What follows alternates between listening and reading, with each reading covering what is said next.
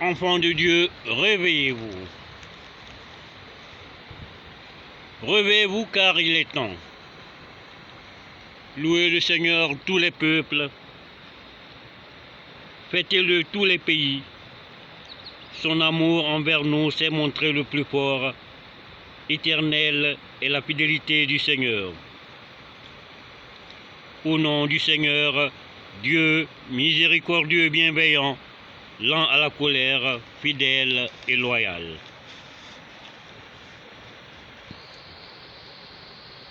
Nous allons vous parler du mystère du temple des circoncis, de la proclamation de Dieu et du prophète Moïse. Après le déluge, Noé ne trouva aucun homme, ni habitation, ni animaux sur la terre. Tous étaient morts, mais il ne vit aucun corps. Dieu avait fait tout disparaître dans le déluge. Dieu purifia la terre et Dieu fit une alliance avec Noé. Ainsi finissent les anciennes choses et commencent de nouvelles.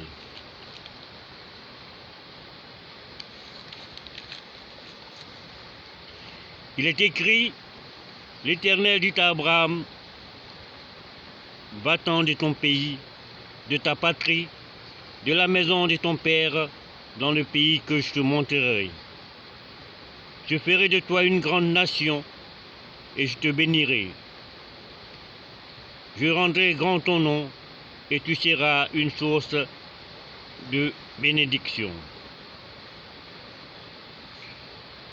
Je bénirai ceux qui te béniront et je maudirai ceux qui te maudiront. Et toutes les familles de la terre seront bénies en toi. Abraham partit comme l'Éternel lui avait dit, et Lot partit avec lui. Abraham était âgé de 75 ans lorsqu'il sortit de Charam. Abraham prit Sarai sa femme, et Lot, fils de son frère, avec tous les biens qu'il possédait, et les serviteurs qu'il avait acquis à Charam. Ils partirent pour aller dans le pays de Canaan. Et ils arrivèrent au pays de Canaan. Abraham parcourut le pays jusqu'au lieu nommé Sichem, jusqu'aux chênes de Morée. Les Cananéens étaient alors dans le pays. L'Éternel apparut à Abraham et dit, je donnerai ce pays à ta postérité. Et Abraham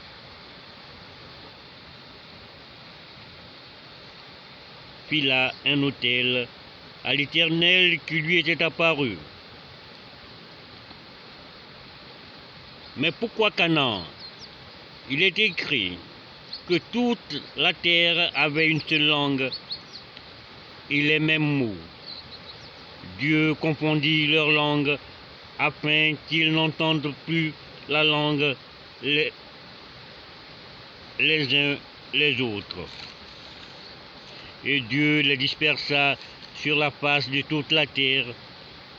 Après ceci, Dieu divisera la terre en continents et il se réservera le pays de Canaan.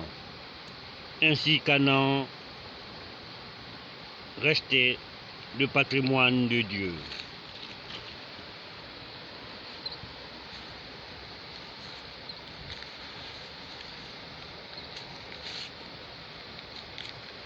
Il est écrit, lorsqu'Abraham fut âgé de 99 ans, l'Éternel apparut à Abraham et lui dit,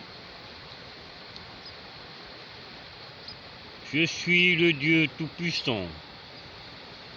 Marche devant ma face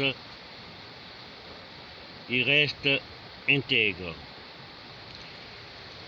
J'établirai mon alliance entre moi et toi, et je te multiplierai à l'infini. Abraham tomba sur sa face, et Dieu lui parla en disant, « Voici mon alliance que je fais avec toi. Tu deviendras père d'une multitude de nations. On ne t'appellera plus Abraham, mais ton nom sera Abraham, car je te rends père d'une multitude de nations. Je te rendrai fécond à l'infini. Je ferai de toi des nations, et des rois sortiront de toi. »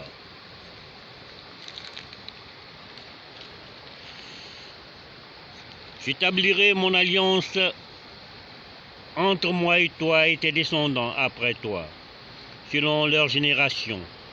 Ce sera une alliance perpétuelle en vertu de laquelle je serai ton Dieu et celui de ta postérité après toi. Je te donnerai et à tes descendants après toi le pays que tu habites. Tout le pays de Canaan en possession perpétuelle, et je serai leur Dieu.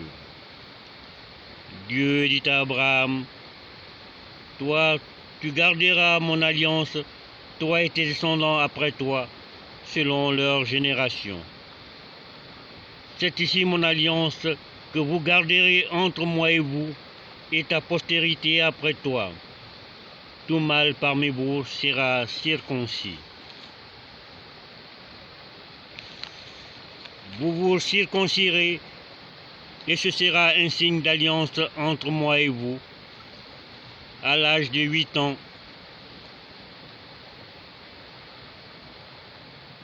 à l'âge de 8 jours, tout mâle parmi vous sera circoncis selon vos générations.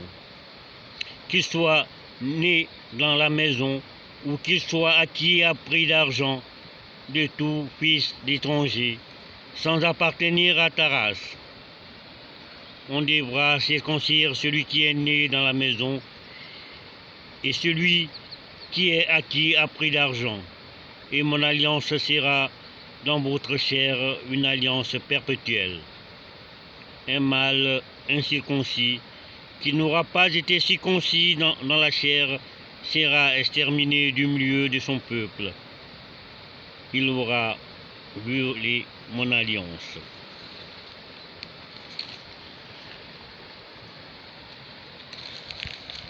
Dieu dit à Abraham, « Tu ne donneras plus à Saraï ta femme le nom de Saraï, mais son nom sera Sarah. Je la bénirai et je te donnerai d'elle un fils. Je la bénirai et elle deviendra des nations, des rois et des peuples sortiront d'elle. »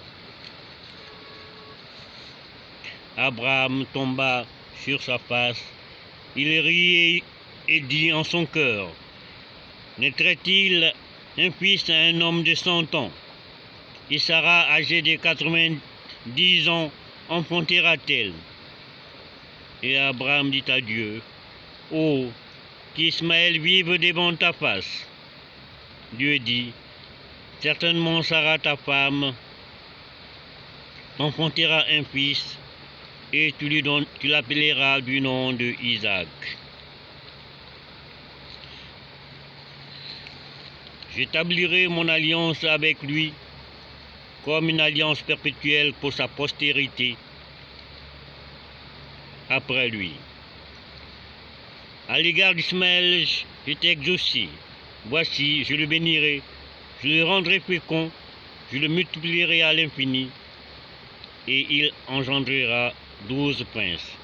Et je ferai de lui une grande nation. J'établirai mon alliance avec Isaac, que Sarah t'enfantera à cette époque-ci de l'année prochaine. Et lorsqu'il eut achevé de lui parler, Dieu s'éleva au-dessus de Abraham.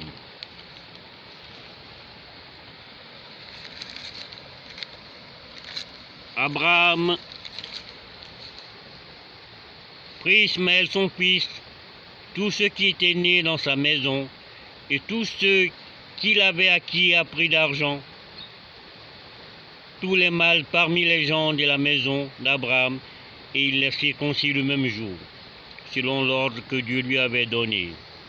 Abraham était âgé de 99 ans lorsqu'il fut circoncis.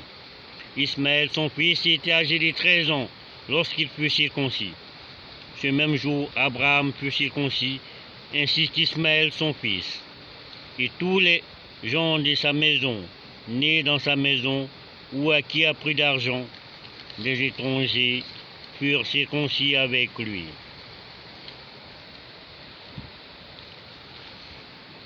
Il est écrit, le prophète Abraham fut père de 8 enfants. Son premier fils fut Ismaël, qu'il eut de sa deuxième femme, Agar, qui était servante de Sarah. Le deuxième fils fut Isaac, qu'il eut de sa première femme, Sarah. À la mort de Sarah, il épousera Ketura, avec qui il eut 6 fils. Tous les enfants d'Abraham croyaient au Dieu de leur père, mais ils n'étaient pas des prophètes. Tous étaient soumis à Abraham et au Dieu unique. Avant la mort d'Abraham, le choix de Dieu se porta sur Isaac pour être prophète à la place de son père. Tous les enfants d'un même père ne peuvent être des prophètes envoyés de Dieu. Ce serait le désordre, et Dieu n'est pas désordre. Le choix de Dieu se porta sur Isaac, et Abraham lui remit son bâton de guide. Le prophète Isaac, à son tour, eut 2 fils, des jumeaux, Ésaü et Jacob. C'étaient des croyants, tous les deux, mais le choix de Dieu se porta sur Jacob. 2 frères ne peuvent pas être des prophètes envoyés de Dieu. Avant sa mort, le prophète Isaac remit le bâton de prophète à Jacob. Le prophète Jacob, à son tour, eut 12 fils, mais ce fut Joseph que Dieu choisit. Les 11 autres furent des croyants.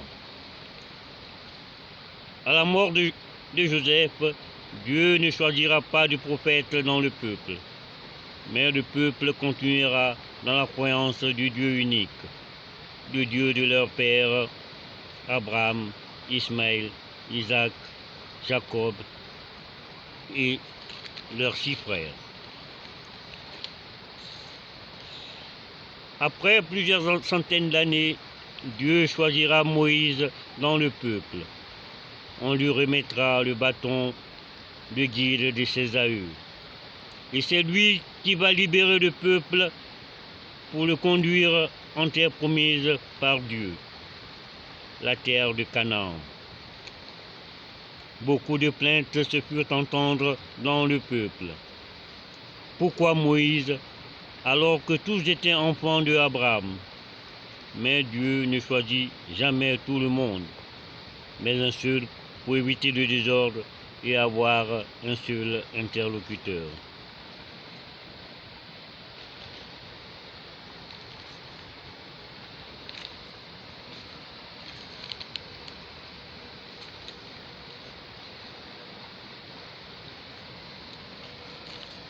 Mais parlons plutôt de la proclamation qui sera écrite et remise à Moïse.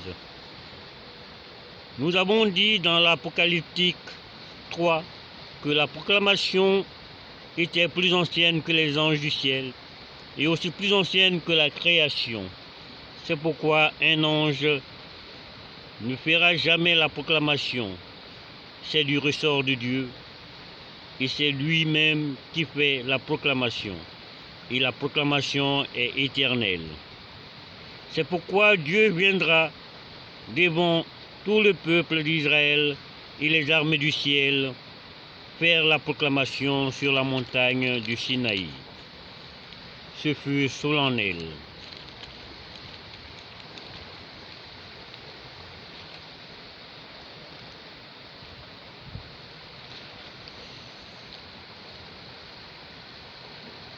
Il est écrit, Moïse descendit de la montagne vers le peuple.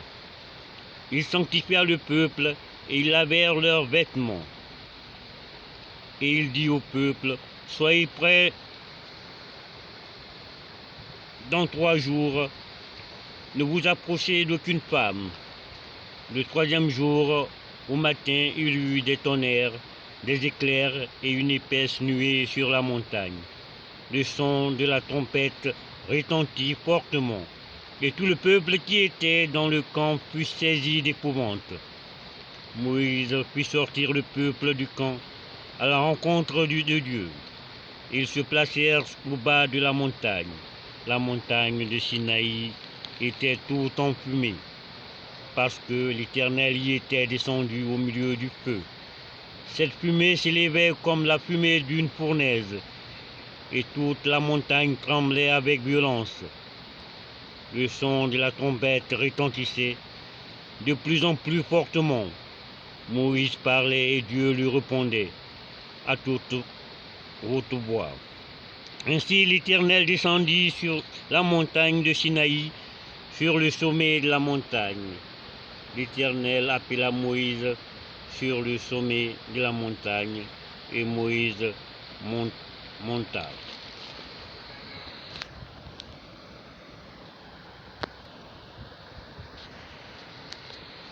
L'Éternel dit à Moïse, descends, fais au peuple la défense expresse de se précipiter vers l'Éternel pour regarder, de peur qu'un grand nombre d'entre eux ne périssent.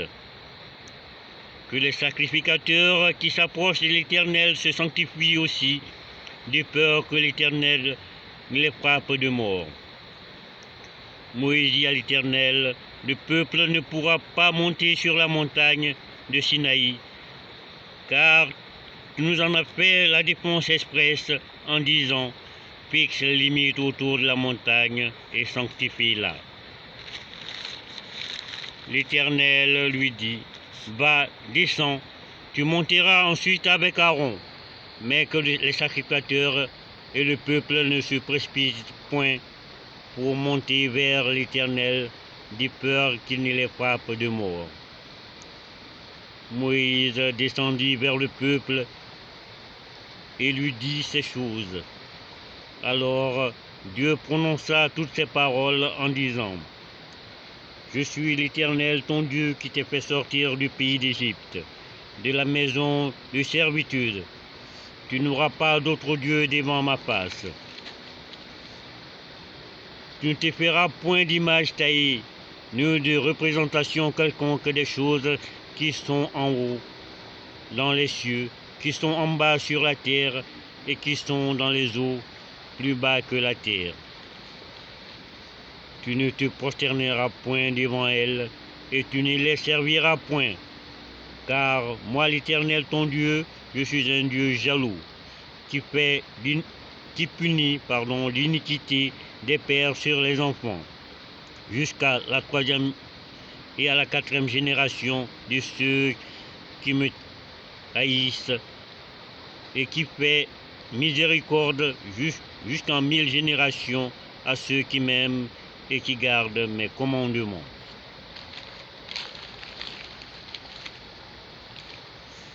Tu ne prendras point le nom de l'Éternel ton Dieu en vain, car l'Éternel ne laissera point impuni celui qui prendra son nom en vain. Souviens-toi du jour du repos pour le sanctifier. Tu travailleras 6 jours et tu feras ton ouvrage, mais le 7e jour est le jour du repos de l'Éternel ton Dieu. Tu ne feras aucun ouvrage, ni toi, ni ton fils, ni ta fille, ni ton serviteur, ni ta servante, ni ton bétail, ni l'étranger qui est dans tes portes.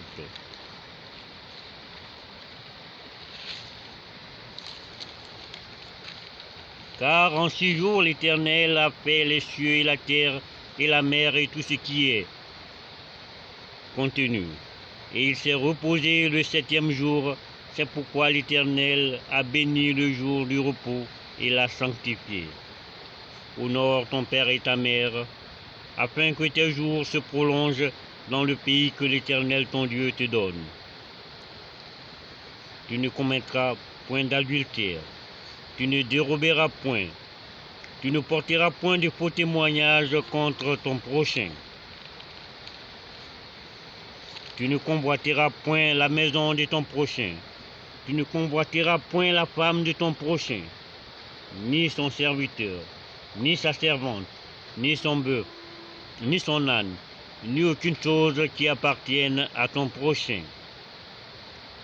Tout le peuple attendait le tonnerre et le son de la trompette. Il voyait les flammes de la montagne fumante. À ce spectacle, le peuple tremblait et se tenait dans l'éloignement. Il dira à Moïse, parle-nous toi-même et nous écouterons.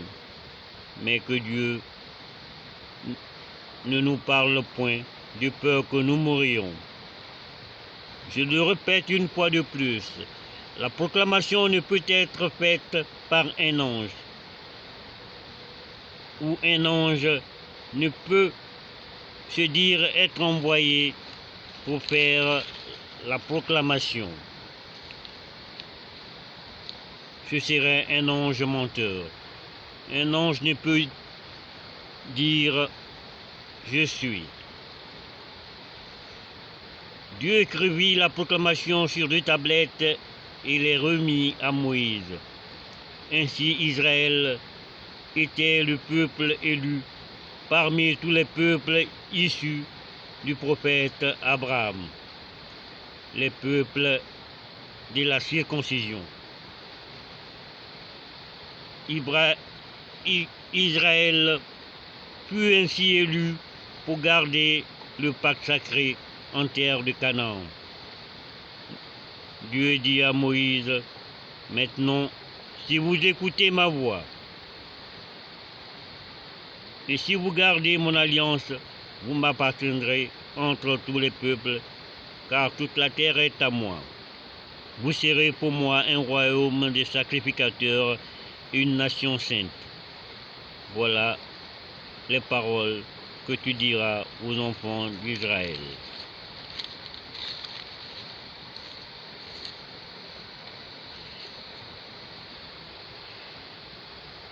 Israël fut choisi pour être le gardien du pacte sacré et de la terre sainte. 2 enfants d'un chef du village ne peuvent être chef du village à la mort du père. 2 enfants d'un roi ne peuvent être rois à la mort du père. Ainsi, 2 enfants d'un prophète ne peuvent être des prophètes à la mort du prophète. Dieu choisit toujours un seul. 2 peuples ne peuvent garder le pacte sacré. Dieu choisira toujours un peuple. C'est pourquoi Ismaël ne fut jamais prophète comme veulent le faire croire les Arabes. Les savants arabes doivent revoir leur copie. Ce fut à la 480e année après la sortie des enfants d'Israël du pays d'Égypte que Salomon bâtit la maison pour garder le pacte sacré.